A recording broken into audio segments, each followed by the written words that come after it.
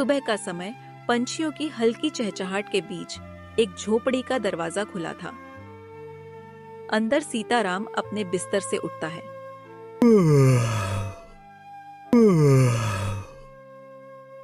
सामने कोने में दो जवान बेटियां मिट्टी के चूल्हे पर चाय बना रही थी। पिंकी रिंकी कुछ बना कि नहीं? मेरे पेट में तो चूहे कूद रहे हैं। बाबा चाय चढ़ा दी है। रात की थोड़ी सी सूखी रोटी भी है, गरम कर देती हूँ। हाँ, और खेतों में जाना भी है ना बाबा, आज सिंचाई जो करनी थी। हाँ बेटा, खेत ही तो है जो 2 वक्त की रोटी दिलाते हैं, वरना इस दुनिया में हमारा कौन। दोपहर का समय था। खेत में सीताराम और उसकी बेटियां काम कर रहे थे। गर्मी का मौसम और धूप तेज, तीनों कड़कती धूप में काम में जुटे थे। यह मिट्टी भी अब फल नहीं देती। बीज डालता हूँ तो सोचता हूँ, क्या यह बेटियों के हाथ पीले कर पाएगी? बाबा आप चिंता मत करो, हम मेहनत करेंगे, कुछ ना कुछ जरिया निकल ही आएगा। हाँ, और हमें कोई राजकुमार से तो शादी नहीं करनी। एक अच्छा इंसान मिल जाए जो मेहनती हो, बस वही काफी है। बेटी, तुम दोनों ही तो मेरी जिंदगी हो। काश तुम्हारी अम्मा होती तो कुछ सलाह देती। मैं तो बस डरता हूँ समाज से और यहाँ के लोगों से। शाम का समय सीताराम घर से निकलकर गांव के पुजारी से मिलते हैं। पुजारी जी चौपाल पर बैठे थे। सीताराम पास आकर धीरे से बात करता है। पंडित जी, आप तो सब जानते हैं, मेरी बेटियां अब शादी लायक हैं। कोई अच्छा लड़का दिखे तो जरा मेरी ओर भी ध्यान दीजिएगा। सीताराम, जमाना बदल गया है। अब लोग दहेज देखते हैं, जमीन जायदाद पूछते हैं। तुम्हारे पास है क्या? पंडित जी, मेरे पास तो बस 2 बीघा जमीन है और मेरी 2 बेटी, जो मेरे लिए अनमोल रत्न है। अच्छा ठीक, देखता हूं। 1-2 परिवार हैं जो सीधे साधे हैं, बात करूंगा उनसे। लेकिन क्या पंडित जी? तुम्हें दहेज की बात सोचनी पड़ेगी सीताराम, यह समाज का चलन है। पंडित जी, मेरे पास देने को कुछ नहीं, बस अपनी बेटियां ही हैं। रात का समय दोनों बहनें एक कोने में बैठी थीं, जहां टूटी दीवार से चांद की रोशनी छन कर आ रही थी। दोनों बहनें एक दूसरे को देखकर रोती हैं। दीदी बाबा रोज रोते हैं और हम कुछ नहीं कर पा रहे।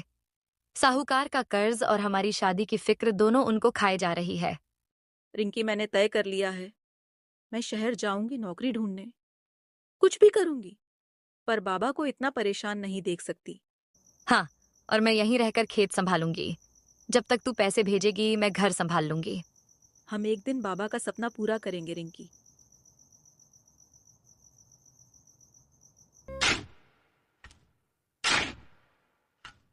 अगली सुबह सीताराम अकेला खेत पर काम कर रहा था।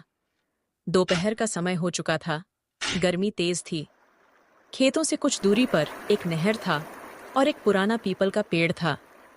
वहीं पेड़ नीचे सीताराम अकेला बैठा गया। लेकिन आज सीताराम की आंखों में बेबसी थी।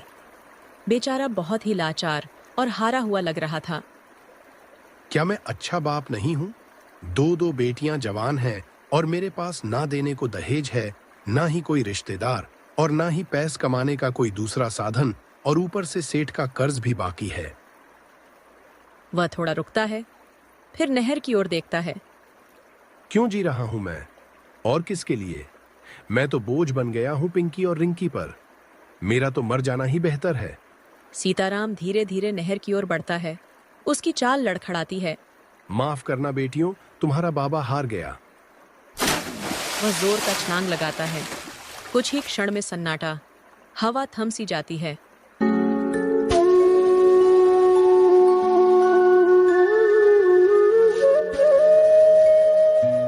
उसी समय रास्ते से एक मछुआरा हरी वहां मछली पकड़ने के लिए आता है। तभी उसकी नजर नहर में सीताराम की ओर जाती है। अरे बाप रे, ये तो सीताराम है। हरी जल्दी से टोकरी फेंककर किसी तरह सीताराम को नहर से निकलता है। हे भगवान, इसकी तो धड़कन रुक चुकी है, यह तो मर गया। हरी जल्दी से चिल्लाता हुआ गांव की ओर भागता है। गांव वालों, अरे कोई है, सीताराम ने खुदकुशी कर ली है। कुछ देर बाद सीताराम के घर गांव वाले इकट्ठा हो गए। सीताराम तक शरीर एक चादर में लिपटा हुआ पड़ा था। पिंकी और रिंकी उसके पास बैठकर फूट फूट कर रो रही थीं। गांव की कुछ औरतें उन्हें संभालने की कोशिश कर रही थीं। हम वादा करके गए थे कि सब संभाल लेंगे, फिर क्यों छोड़ गए हमें? बाबा, तुमने ऐसा क्यों किया? हम तुम्हारे बिना कैसे जिएंगे? हाय सीताराम, तो बहुत सीधा आदमी था। बेटियों की चिंता खा गई उसे। हाँ, आजकल दहेज के डर ने न जाने कितने बापों को निगल लिया है।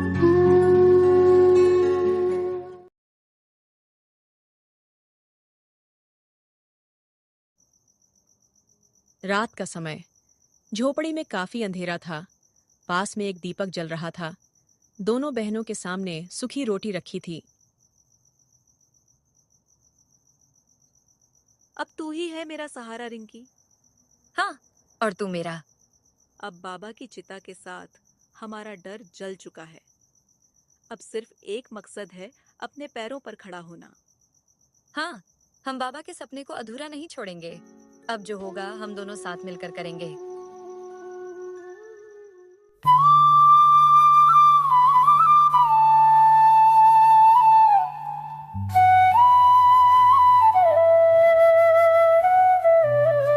एक महीने बाद टूटी हुई झोपड़ी के अंदर पिंकी और रिंकी चुपचाप बैठी थी। रिंकी, 1 महीना हो गया बाबा को गए। अब ऐसा लगता है जैसे सब कुछ थम सा गया हो। हाँ दीदी, ना कोई काम मिला, ना कोई सहारा। बस यही जमीन और झोपड़ी बची है, जिसे अब बचा पाए या नहीं पता नहीं। तभी बाहर से एक भारी आवाज आती है। पिंकी, रिंकी, ओ दोनों बहनों बाहर आओ। पिंकी और रिंकी जल्दी से बाहर आती हैं। सामने लंबा चौड़ा मोटा ताजा सेठ सोहनलाल खड़ा था। पीछे उसका नौकर लाठी थामे हुए था। सोहनलाल की आंखों में लालच और चालाकी साफ झलक रही थी। सेठ जी, प्रणाम। प्रणाम, नमस्ते बाद में करना। तुम्हारे बाप सीताराम ने अपनी औरत की बीमारी के इलाज के लिए मुझसे कर्ज लिया था। अब वो मर गया तो कर्ज तुम दोनों को चुकाना होगा। सेठ जी, अभी तो हमारे पास खाने तक को कुछ नहीं है। आप थोड़ा समय दे दीजिए। समय? ये मेरी रकम है, कोई दया नहीं है। अगर हफ्ते भर में पैसे नहीं दिए तो ये जमीन और झोपड़ी मेरी हो जाएगी। दस्तखत करवाने की जरूरत नहीं, सब पहले से लिखा जा चुका है। सेठ जी, यह जमीन बाबा की जान थी। कम से कम कुछ तो रहम कीजिए। रहम अब मैं नहीं करता। 7 दिन है तुम्हारे पास, या पैसे दो या अपना घर खाली करो। सेठ घमंडी अंदाज में वहां से चला जाता है।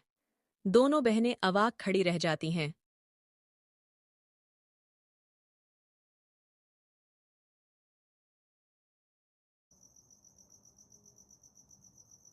रात का समय। झोपड़ी के अंदर अंधेरा था। दोनों बहनें चुपचाप बैठी थीं। एक कोने में थोड़ा चावल रोटी रखी थी, पर किसी को भूख नहीं थी। गीता बाबा की छोड़ी जमीन भी अब हमारी नहीं रहेगी। हाँ, बचपन इसी मिट्टी में बीता और अब यहीं छीन ली जाएगी। इस समाज में गरीब होना पाप है दीदी। कुछ करना होगा गीता। कहीं काम मिल जाए तो शायद कुछ उम्मीद जगे। कल ही मैं कहीं मजदूरी जाऊंगी। अब चाहे नौकरानी बनूं या बर्तन मांजूं, पर कुछ तो करूंगी।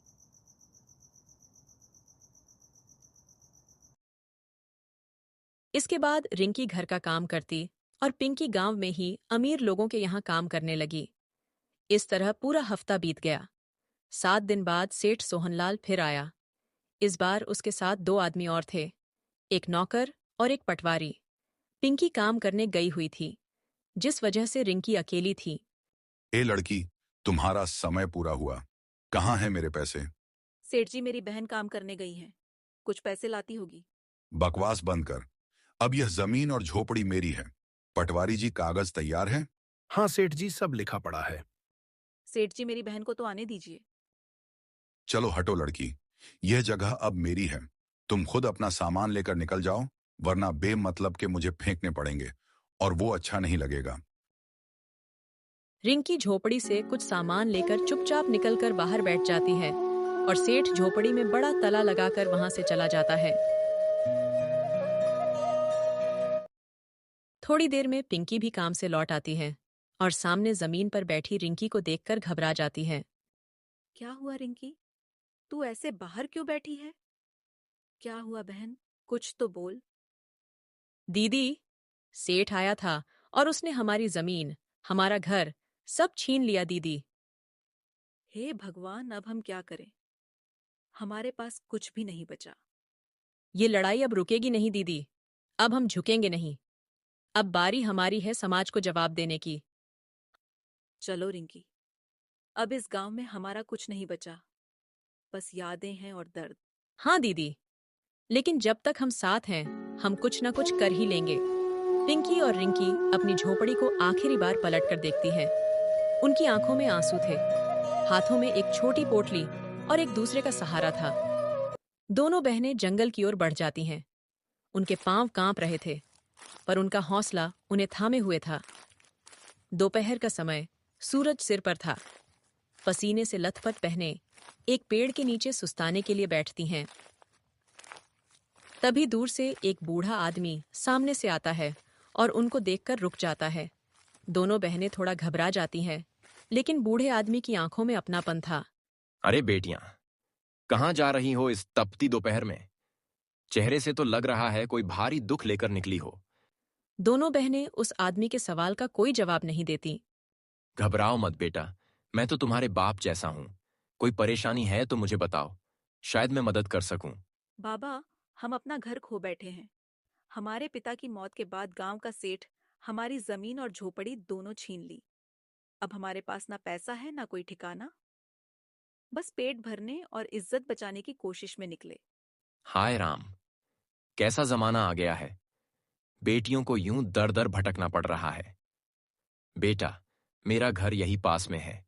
तुम चाहो तो मेरे घर चल सकती हो। मेरे घर में बस मैं और मेरी पत्नी रहते हैं। लेकिन बाबा, हम किसी पर बोझ नहीं बनाना चाहते। हम कुछ काम करके इज्जत के साथ जीना चाहते हैं। हाँ हाँ, काम भी कर लेना।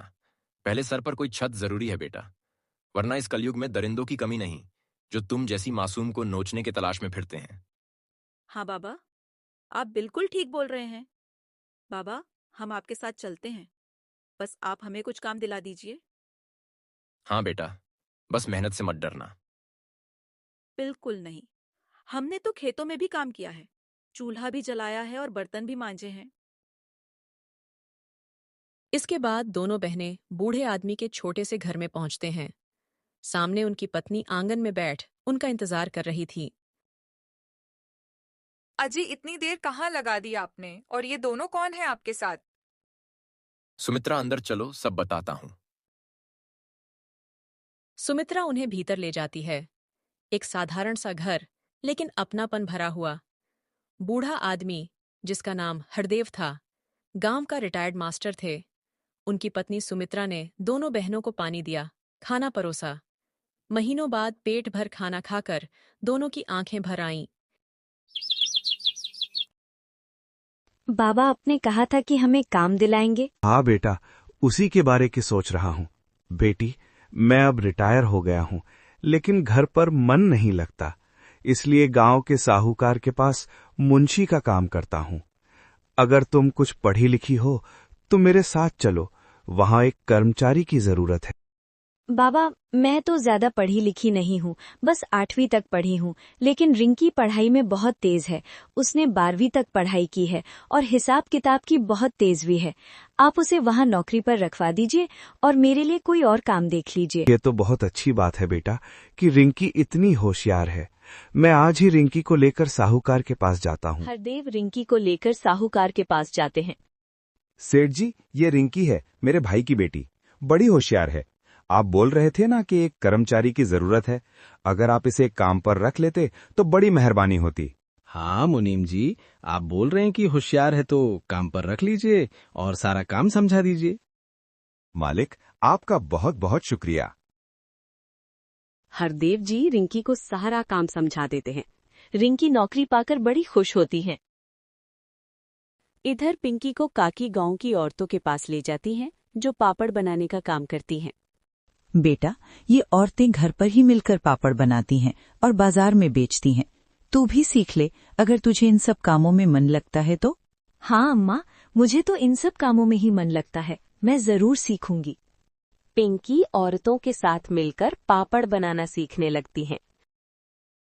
शाम को दोनों बहनें एक दूसरे से मिलती हैं और दोनों की खुशी का ठिकाना नहीं था। दीदी, मुझे काम मिल गया और सारा काम भी काका ने बहुत अच्छे से समझा दिया। रिंकी, मुझे भी काकी ने गांव की औरतों के साथ पापड़ बनाने के काम में लगवा दिया। ये तो बहुत अच्छी बात है दीदी, अब हम दोनों बाबा की जमीन भी छुड़वा लेंगे। हाँ रिंकी, और ये सब सिर्फ काका और काकी की वजह से हुआ है। हम दोनों आपका ये आभार कभी नहीं भूल सकते काका। हमें नए जीवन के साथ साथ माँ बाप भी मिल गए। बेटा, अभी तो तुम दोनों को बहुत आगे जाना है, बस दोनों बहुत मेहनत करो। अब दोनों बहनें काम पर जाने लगी और बहुत मेहनत करने लगी। पिंकी अब बहुत अच्छे पापड़ बनाने लगी और रिंकी के काम से सेठ भी बहुत खुश था। और एक दिन, सुनिए जी, मुझे ये रिंकी बहुत पसंद है। हाँ, लड़की तो बहुत होशियार है। मेरे मन में एक बात है। कैसी बात? मुझे ये लड़की अपने रमन के लिए बहुत सही लग रही है। सुंदर, सुशील और संस्कारी भी है। हाँ, और होशियार भी। तुमने ये बिल्कुल सही सोचा है। मैं कल ही मुंशी जी से इस बारे में बात करता हूँ। सेठ जी, आपने मुझे बुलाया? मुंशी जी, आपसे रिंकी के बारे में कुछ बात करनी है। क्या हुआ सेठ जी, उससे कोई गलती हो गई क्या? अरे नहीं नहीं, दरअसल आपको कोई एतराज ना हो तो हम अपने बेटे रमन की शादी रिंकी से करना चाहते हैं। हाँ मुंशी जी, आप जल्द ही उसके माँ बाप को बुलाइए, हमें उनसे भी मिलना है। मालकिन, दरअसल उसके माता पिता का निधन हो चुका है, बस एक बड़ी बहन है और ये दोनों मेरे भाई की बेटी नहीं है। ये आप क्या बोल रहे हैं? हाँ सेठ जी, दरअसल ये दोनों बहनें अनाथ हैं और मुझे ये दोनों जंगल में मिले थे, तो मैं उनको अपने साथ घर ले आया और मैं ही अब उनका सब कुछ हूँ। अच्छा, ये तो बहुत बुरा हुआ, पर कोई बात नहीं, अब आप ही उनके सब कुछ हो तो फिर आप ही रिश्ता तय करो। हाँ मालकिन, रमन बाबू जैसा लड़का रिंकी को मिल जाए, इससे बड़ी खुशी कुछ नहीं। लेकिन क्या मुंशी जी, अब क्या परेशानी है? सेठ जी, रिंकी और पिंकी दो बहनें हैं और रिंकी पिंकी से छोटी है, और छोटी बहन की शादी पहले हो जाए तो समाज पिंकी में कमियां देखने लगेगा, जबकि वो तो और भी होशियार और सुशील है। अगर आप कुछ दिन रुक जाएं और पिंकी की शादी पहले करने दें तो आप लोगों की बड़ी कृपा होगी। हाँ मुंशी जी, आप तो बिल्कुल ठीक बोल रहे हैं, लेकिन हमें तो रमन की शादी जल्द से जल्द करनी है। आप एक बार सोचिए जरा। ठीक है सेठ जी, मैं आज घर पर बात करता हूँ। हरदेव घर पहुंचते हैं। वो बहुत खुश थे और थोड़ा परेशान भी। क्या हुआ जी, आप बहुत परेशान लग रहे हो? हाँ सुमित्रा, थोड़ी उलझन में हूँ। कैसी उलझन में काका? बेटा, दरअसल सेठ जी और मालकिन को रिंकी बहुत पसंद है और वो अपने इकलौते बेटे से रिंकी की शादी जल्द से जल्द करना चाहते हैं। ये आप क्या बोल रहे हैं काका? ये तो बहुत खुशी की बात है, इसमें क्या परेशानी है बाबा? हाँ जी, ये तो बहुत खुशी की बात है, फिर आप परेशान क्यों हैं? परेशानी की ये बात है कि पिंकी, तेरी शादी से पहले भला मैं रिंकी की शादी कैसे कर सकता हूँ? रिंकी को इतना अच्छा परिवार मिल रहा, वो हमेशा खुश रहेगी। इससे बड़ी बात मेरे लिए कुछ नहीं। आप शादी के लिए हाँ बोल दीजिए। बेटा, अभी तू नहीं समझती, ये समाज बहुत जालिम है। छोटी बहन की शादी पहले हो गई तो लोग तुझमें कोई न कोई कमी ढूंढने लगेंगे। बाबा कोई बात नहीं, मुझे कोई फर्क नहीं पड़ता। नहीं बाबा, बिल्कुल ठीक बोल रहे।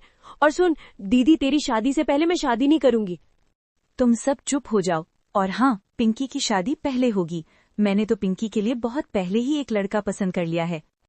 सुमित्रा, ये तुम क्या बोल रही हो? कौन है वो लड़का? हमारा बेटा अमित। भला पिंकी से अच्छी बहू हमें मिल सकती है क्या? मैंने तो पिंकी को कब की अपनी बहू स्वीकार कर लिया है, बस आपसे बात करने का मौका नहीं मिला। सुमित्रा, ये तो तुमने बहुत अच्छा फैसला लिया है। मैं कल ही अमित को फोन करके बुलाता हूँ और सेठ जी को भी रिंकी की शादी के लिए हाँ कर देता हूँ। बाबा, आपका बेटा? हाँ बेटी, हमारा एक बेटा है जो शहर में नौकरी करता है। अब दोनों बहनों की शादी एक ही मंडप में होगी। रिंकी और पिंकी दोनों बहुत खुश होती है।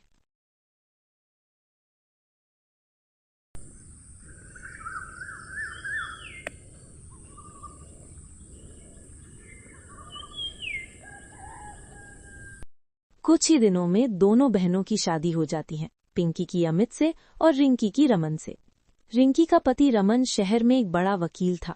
एक दिन रिंकी उसे अपने पिता की जमीन और घर के सारे कागजात दिखाती हैं।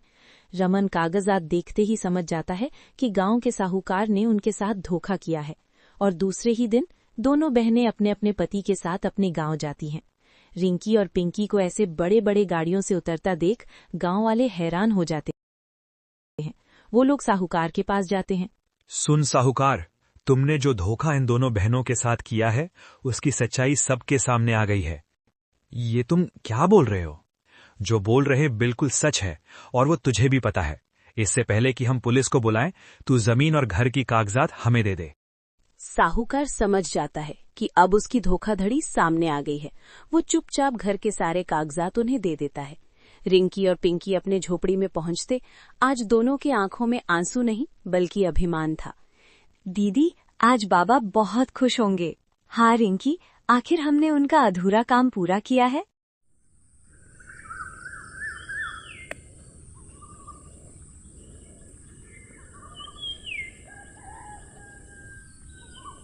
नारायणपुर नाम के छोटे से गांव में एक बुढ़िया रहती थी, सुमित्रा। उसके 2 बेटे थे, मनोहर और रवि। दोनों ही शहर में काम करते थे। सुमित्रा की 2 बहुएं भी थीं, बड़ी बहू सोनाली और छोटी बहू आरती। एक दिन सुमित्रा आंगन में बैठी चूल्हा जला रही थी। सोनाली पास में बैठी आटा गूंद रही थी। अरे सुनीता, जरा जल्दी जल्दी कर, तेरे हाथ में तो मिठास है। तेरे हाथ की रोटी का तो स्वाद ही कुछ और है। अम्मा, आप भी बस यूं ही मेरी तारीफ करती है। तभी आरती गांव के तालाब से पानी भरकर आती हैं। अरे महारानी आ गई, कहाँ घूम रही थी अब तक? अम्मा, मैं तो तालाब से पानी लाने गई थी। आज पानी कुछ गंदा था, पर मैं ले आई। रख दे, और हाँ, चूल्हे के पास मत आना, कहीं सारी सब्जी खराब ना हो जाए। जी अम्मा। आरती चुपचाप मटका रखकर अंदर चली जाती है। उसके चेहरे पर हल्की उदासी थी।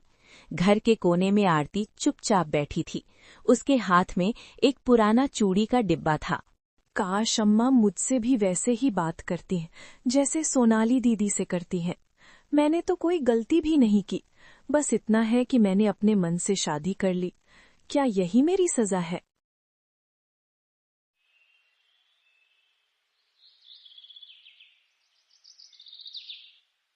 शाम का समय। सुमित्रा और सुनीता आंगन में साथ बैठकर चाय पी रही थी। आरती रसोई में बैठी बर्तन धो रही थी। सुनाली, तेरे मायके से कोई चिट्ठी आई क्या? हाँ अम्मा, भैया ने लिखा है कि अगले हफ्ते सावन में सबको घर आना है। अरे वाह, तो चल मैं भी तेरे साथ चलूंगी। बड़े लोग हैं, हमारा खूब आदर सत्कार करेंगे। तभी आरती बाहर आती है और हल्के स्वर में बोलती है, अम्मा, सावन में मैं भी अपने मायके जाना चाहती थी। माँ की तबीयत कुछ ठीक नहीं है। तेरे मायके जाने का वक्त बाद में भी आएगा, पहले घर का काम देख। तेरे भैया भाभी तो वैसे ही गरीब हैं, क्या करेंगे तेरे लिए?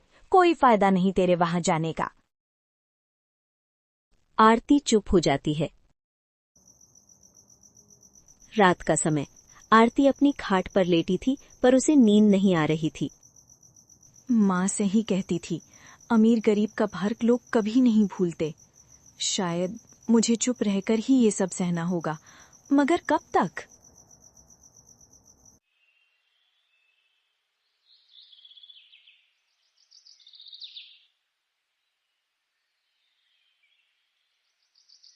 सुबह का समय। आंगन में गाय बंधी थी। बड़ी बहू सोनाली दूध दूहकर रसोई में रख रही थी। अचानक उसका हाथ फिसल जाता है और दूध का बर्तन गिर जाता है और दूध फैल जाता है। अरे बाप रे, ये क्या हो गया? अम्मा को पता चला तो मुझे बहुत डांट पड़ेगी। कुछ पल सोचने के बाद उसके चेहरे पर चालाकी भरी मुस्कान आ जाती है। क्यों ना ये इल्जाम आरती पर लगा दूं? वैसे भी अम्मा को उस पर भरोसा नहीं, वो मेरी बात झट से मान लेगी। सोनाली आंगन में आती है। आरती वहीं कपड़े धो रही थी। अरे आरती, आज मेरी कमर में थोड़ा दर्द हो रहा है, जरा उस कमरे में रखी टोकरियां तो ले आ। अच्छा दीदी, अभी लाती हूँ। आरती अनजान सी होकर रसोई की तरफ चल देती है।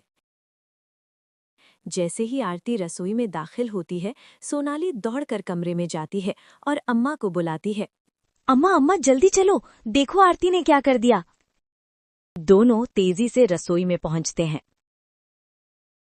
आरती टोकरियां उठाए खड़ी थी और दूध जमीन पर फैला हुआ था। ये देख बुढ़िया गुस्से से लाल हो जाती है। ये क्या है आरती, इतना सारा दूध गिरा दिया। अरे कलंकनी, कभी कुछ अच्छा भी करेगी तो।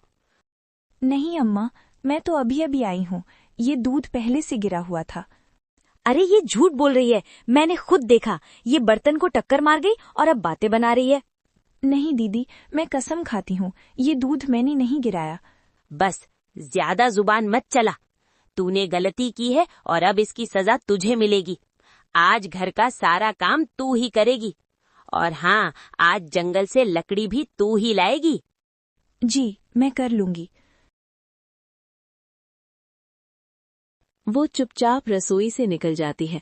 उसके हाथ कांप रहे थे, पर चेहरे पर बेबसी थी। वो आंगन में आकर कपड़े धोने लगती है। जो गलती मैंने की ही नहीं, उसका बोझ भी मुझे ही उठाना होगा। ये दुनिया कभी सच का साथ क्यों नहीं देती। इस प्रकार सुबह से आरती बिना रुके काम कर रही थी। घर बहारना, पानी भरना, जानवरों को चारा डालना, सब कुछ उसके हिस्से में आ गया था। बर्तन मांजने के बाद वो रसोई में जाती है। एक झोले में कुछ रोटियां और थोड़ी सब्जी रखती है। जंगल तक का रास्ता लंबा है, वापस आने में देर हो जाएगी, यहीं रास्ते में खा लूंगी। वो चुपचाप हाथ में झोला और कंधे पर कुल्हाड़ी डालकर लकड़ी लेने निकल पड़ती है। आरती के जाते ही आंगन में सुमित्रा और सोनाली साथ बैठ जाती हैं। दोनों धीमे स्वर में बातें कर रही थी। अम्मा एक बात कहूँ, अगर ये आरती ऐसे ही जिंदा रही तो हमेशा हमें लोगों के ताने सुनने पड़ेंगे। तू कहना क्या चाहती है सोनाली? देखो अम्मा, अभी ये अकेली जंगल गई है, वहाँ रास्ता सुनसान है। भगवान करे इसके साथ कोई हादसा हो जाए और ये जिंदा घर लौटे ही ना। सही कह रही है तू सोनाली, अगर ये मर जाएगी तो मैं शंकर की दूसरी शादी कर दूंगी, किसी अच्छे घर में, और वो भी अच्छे दहेज के साथ। हाँ अम्मा, आज ही मौका है। जंगल के पास जो गहरी खाई है ना, अगर वहाँ धक्का लग जाए तो किसी को पता भी नहीं चलेगा। सोनाली, वो सब तो ठीक है, लेकिन अभी हम ऐसा कुछ नहीं करेंगे। समय आने दे, सब हमारे मन मुताबिक होगा। वहीं दूसरी ओर आरती खेतों के रास्ते से जंगल की तरफ जा रही थी। सूरज सिर पर था। काश अम्मा और दीदी मुझे समझ पाती। मैं तो बस इस घर की बहू ही नहीं, उनकी बेटी बनना चाहती हूँ। पर उसे पता नहीं था कि पीछे से उसकी मौत की साजिश रची जा चुकी है। दोपहर का समय, आरती जंगल के भीतर पहुंच चुकी थी। वो कुल्हाड़ी से सूखी लकड़ियां काट रही थी। कई घंटे बीत गए थे। आरती ने लकड़ियों का एक बड़ा गट्ठर बांध लिया था, मगर उसके हाथ कांप रहे थे और पीठ में दर्द हो रहा था। इसके बाद आरती गट्ठर को एक पेड़ के नीचे रखती है, फिर झोला खोलकर 2 रोटियां और सब्जी निकालती है। हे भगवान, ये कैसी किस्मत दी है, अपना घर होते हुए भी अपनेपन से दूर हूँ। वो पहला टुकड़ा तोड़कर खाने ही वाली होती है कि झाड़ियों से एक छोटा सफेद खरगोश बाहर आता है। उसकी आंखों में मासूमियत दिख रही थी। अरे, तू भी भूखा है क्या? आरती अपने हाथ से थोड़ा रोटी का टुकड़ा तोड़कर खरगोश की तरफ डाल देती है। खरगोश जल्दी जल्दी कुतरने लगता है। खा ले, शायद तेरे लिए यही सबसे अच्छा दिन हो। रोटी खाने के बाद खरगोश उछलता कूदता जंगल की झाड़ियों में गायब हो जाता है। उसी समय पगडंडी से एक बूढ़ा आदमी आता है। सिर पर एक पुराना टोकरा रखा था जिसमें कुछ कपड़े रखे थे। बूढ़ा आदमी आरती को इस प्रकार बैठा देखकर रुकता है। बेटी, तू इस सुनसान जंगल में अकेली क्या कर रही है? काका जी, मैं बस कुछ लकड़ी लेने आई हूँ। पर ये तेरे हाथों में छाले और आंखों के आंसू, ये बता तू किस मुसीबत में है? आरती उसकी ओर देखती है। उसके होंठ कांपते हैं, जैसे वो पहली बार किसी अजनबी से अपना दर्द कहने वाली हो। बाबा, मेरा नाम आरती है। मैं नारायणपुर गांव की रहने वाली हूँ, लेकिन मेरी सास और जेठानी मुझे अपनाते नहीं। जो गलती मैंने की ही नहीं, उसके लिए मुझे रोज अपमान सहना पड़ता है। आरती टूटे टूटे शब्दों में अपनी पूरी कहानी बता देती है। बेटी, ये दुनिया कभी कभी अच्छे लोगों को ही ज्यादा कसौटी पर परखती है, पर तू चिंता मत कर, तेरा भी समय जरूर आएगा। अनीता बूढ़े की थकी आंखें और दुबला पतला शरीर देखती है। बाबा, अब भूखे लग रहे हैं, मेरे पास थोड़ी रोटियां हैं, आप खा लो। नहीं बेटी, तू खुद के लिए लाई है, तू ही खा ले। बाबा, मैं कई रोटी खा चुकी हूँ और शायद ही आपके लिए ही बच गई थी, कृपया आप इन्हें खा लीजिए। फिर काफी मान मनोवल के बाद बूढ़ा रोटी और थोड़ी सब्जी खा लेता है। रोटी खाने के बाद गंभीर स्वर में बोलता है, बेटी याद रखना, अगर कभी भी कोई मुसीबत आए तो अपने बुजुर्गों और पूर्वजों को याद करना। हमारे पूर्वज बुरे समय में हमारा साथ देते हैं, बस सच्चे दिल से उन्हें पुकारना। बाबा, क्या सच में ऐसा होता है? हाँ, ये वही सच्चाई है बेटी, जो सच्चे मन और विश्वास से जुड़ी हो। धन्यवाद बाबा, आपने जो कहा मैं याद रखूंगी। जाओ बेटी, भगवान तेरा भला करे। आरती जंगल के रास्ते से गांव की ओर चल देती है। बूढ़ा वहीं खड़ा उसे जाता देखता है। उसकी आंखों में कुछ रहस्य छुपा था।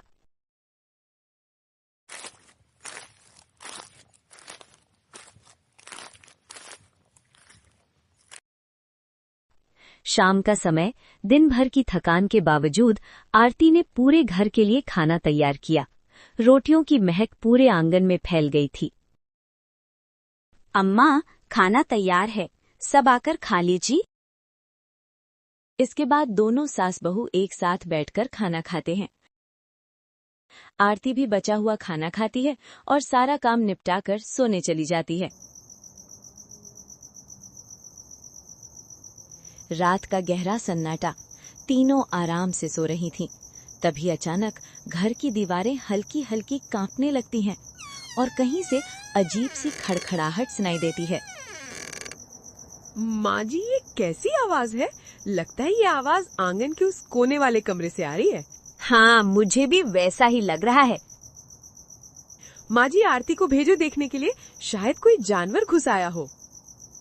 उधर आरती भी अपने कमरे से निकलकर आंगन में आती है। उसके चेहरे पर भी डर साफ दिखाई दे रहा था। आरती, जा उस कमरे के पास, देखा आखिर हो क्या रहा है वहाँ। अम्मा, मुझे बहुत डर लग रहा है। डर लग रहा है तो जा अपने मायके चली जा, और तभी आना जब डर खत्म हो जाए। आखिर में आरती मजबूर होकर धीरे धीरे कदम बढ़ाती है। वो उस कमरे के पास पहुंचती है। दरवाजा आधा खुला था। हवा के झोंके से उसकी छर छर की आवाज आ रही थी। वो अंदर झांकती है, मगर वहां कुछ नहीं होता। माँ, वहाँ कोई नहीं है, शायद हवा से दरवाजा हिल रहा था। इतना बोलकर वो सोने चली जाती हैं। आज तो बच गई, पर कल देखती हूँ। बुढ़िया और सोनाली एक दूसरे को हल्की नजर से देखती हैं, जैसे कोई और योजना उनके मन में हो।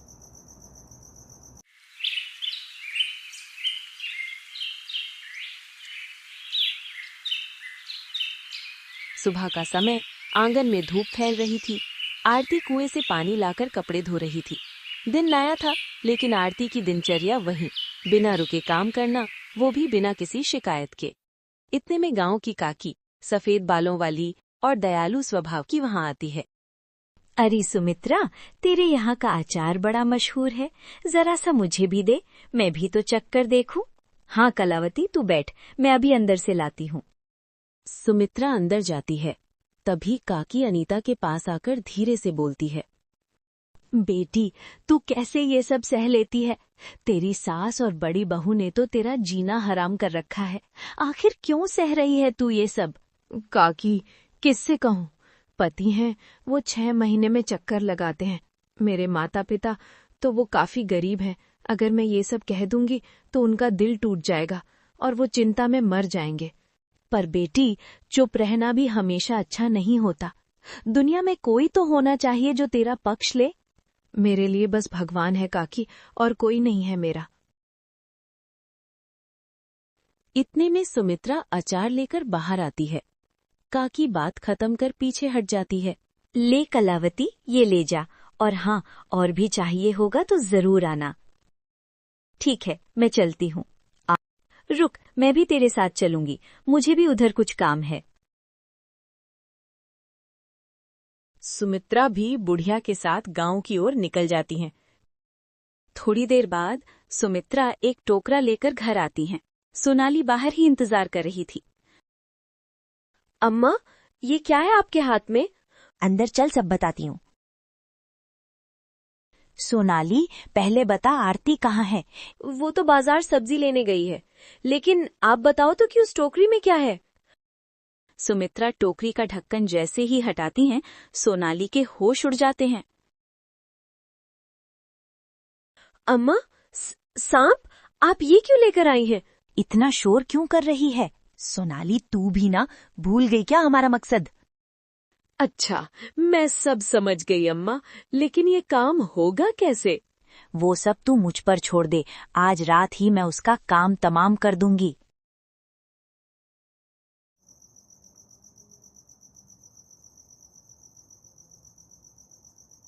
रात का समय था। पूरे गांव पर सन्नाटा छा गया था। आंगन में दिया टिमटिमा रहा था।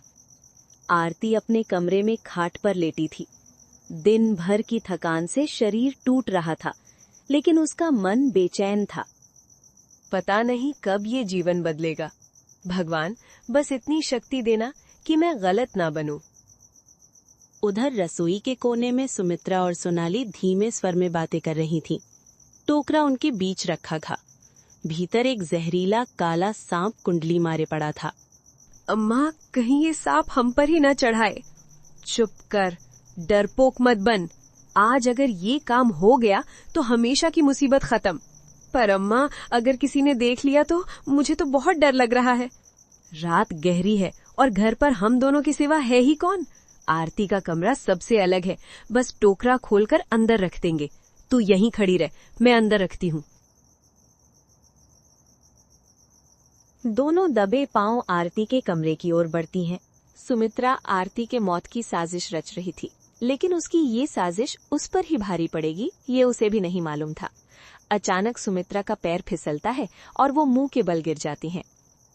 उसके हाथ का टोकरा भी नीचे गिर जाता है और सांप बाहर निकल जाता है। अरे रे रे! सांप अचानक उछलता है और सीधा सुमित्रा की तरफ मुड़ जाता है। अम्मा, सांप! सांप तेजी से सुमित्रा के पैर की ओर लपकता है और डस लेता है। सुमित्रा जमीन पर गिर पड़ती है। सोनाली का चेहरा सफेद पड़ जाता है। नहीं, ये क्या हो गया? सोनाली एक पल भी नहीं रुकती और चीखती हुई घर से बाहर भाग जाती है। मैं कुछ नहीं जानती। आरती अपने कमरे से चीख सुनकर बाहर दौड़ती है। अम्मा, अम्मा, ये क्या हो गया? वो देखती है कि सुमित्रा जमीन पर पड़ी तड़प रही है। पैर नीला पड़ने लगा है। आरती, मुझे बचा ले। आरती की आंखों में आंसू आ जाते हैं, लेकिन वो एक पल भी नहीं रुकती। अम्मा, घबराइए मत, मैं कुछ करती हूँ। उसी पल उसे जंगल में मिले बूढ़े बाबा की बात याद आती है। आरती आंखें बंद कर दोनों हाथ जोड़ लेती है। हे भगवान, हे मेरे पूर्वजों, अगर मैं सच्ची हूँ तो मेरी अम्मा की जान बचा लो। तभी आंगन में अचानक हल्की सी रोशनी फैलती है। हवा तेज चलने लगती है। सामने वही जंगल वाला बूढ़ा आदमी खड़ा दिखाई देता है। उसके हाथ में वही पुराना टोकरा और जड़ी बूटियां थीं। बाबा, आप यहाँ? डरो मत बेटी, समय आ गया है कि मैं तुम्हारी मदद करूं। जहां सच्चाई पुकारती है वहां मुझे आना ही पड़ता है। बूढ़ा आदमी सुमित्रा के पास बैठता है और जड़ी बूटियां घाव पर लगाता है और मंत्र बुदबुदाने लगता है। कुछ ही देर में सुमित्रा की सांसें सामान्य होने लगती हैं। वो उठकर बैठती है। उसकी आंखों में शर्मिंदगी के सिवा कुछ नहीं था। वो आरती से कमजोर स्वर में बोलती है। आरती, मैंने तुझ पर बहुत जुल्म किए और आज तूने ही मुझे नई जिंदगी दी। मैं जिसे सोना समझती थी वो तो कोयला निकली और मुझे तड़पता हुआ छोड़कर भाग गई, और जिसे मैं कोयला समझती थी वो तो हीरा निकली। मुझे माफ कर दे बेटी, मेरी आंखों पर लालच और घमंड की पट्टी बंधी थी। अम्मा, मैं तो बस आपकी बेटी बनना चाहती थी और बेटियों से माफी नहीं मांगी जाती। देखा बेटी, सच्चाई और करुणा कभी हारती नहीं।